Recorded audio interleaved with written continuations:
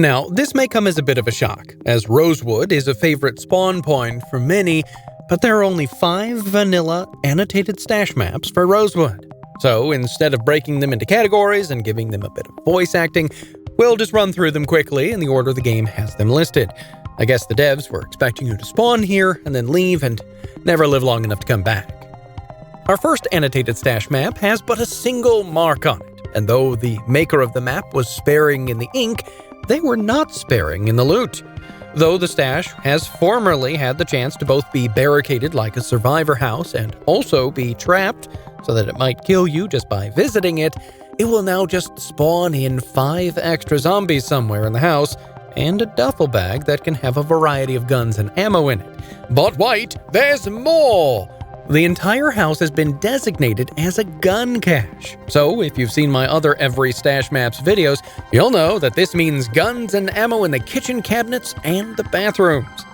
The nice thing about this stash is that it both gives you a bag to carry all the guns in, but it can also be active just as soon as the world is created. So even if you haven't found any maps yet, check this house for possible great starting loot. Stash number 2 is one of my favorite of the lot, as it leads you to this little house off to the east of town.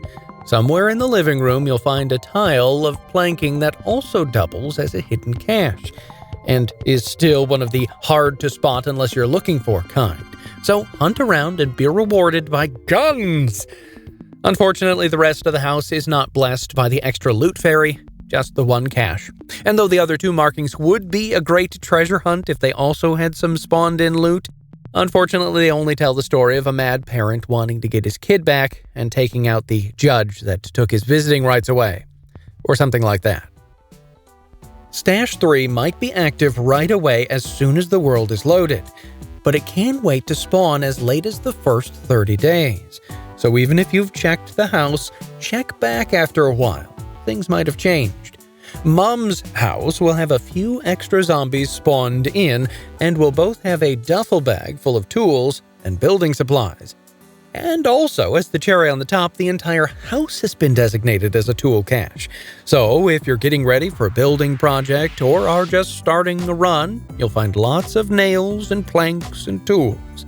The other 2 markings are just to show you where the fire department is, so go there.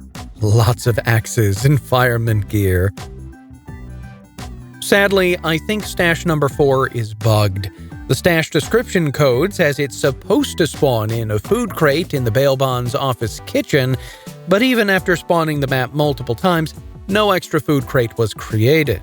So let me know if you've found an extra crate full of food here, and if the devs are seeing this, maybe make sure the kitchen zone is active. Stash number 5 leads to a pizza world off to the north of town, and depending on when you find the map, might be useful, as the map is a signpost map leading you to a source of fresh food that you might miss. But give it a few days, and the food won't be fresh, and a few weeks after the power goes out, and there will be absolutely no reason to visit at all. No extra food is spawned in, it just shows you where the location is. And that's it. I'm amazed that there are so many more maps and so many better maps for March Ridge, of all places, and more than 3 times for Moldraw in Louisville. And if you haven't seen those videos, it's either because they aren't up yet, I'm still working on them, so subscribe to be notified, or you can check them out here. And as always, I'll play with you again next time.